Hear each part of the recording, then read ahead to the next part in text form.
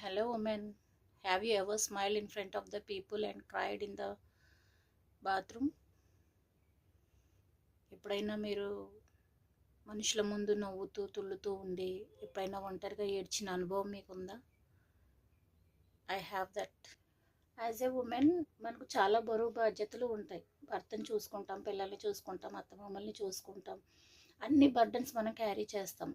కానీ మన బర్డన్ ఎవరు క్యారీ చేసేవాళ్ళు ఉండరు. మన భారాన్ని ఎవరు మోసేవాళ్ళు ఉండరు. కనీసం మన మాట వినేవాళ్ళు కూడా ఉండరు. మన మాటకు కూడా వాల్యూ ఇవ్వరు.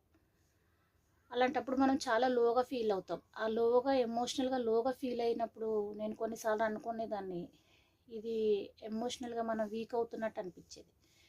ఎప్పుడైతే నేను ఎమోషన్స్ని కంట్రోల్ చేసుకోవడం మొదలెట్టానో అప్పుడు నాకు నా ఎమోషన్స్ని క్యారీ బర్డన్గా అనిపించలేదు.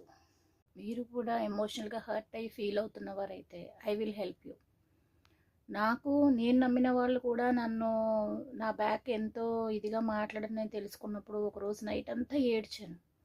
అప్పుడు నేను అనుకున్నాను, ఇది కాదు, మన లైఫ్ ఇది కాదు, మనం ఇలా ఎమోషనల్ డౌన్ అయిపోకూడదు. ఎవరైతే అన్నారో వాళ్ళ ముందే మనం నిలబడి చూపించాలి, రైజ్ అవ్వాలని అనుకున్నాను. ఈరోజు మీరు కూడా రైజ్ అవ్వాలనుకుంటే నాకు కామెంట్ చేయండి.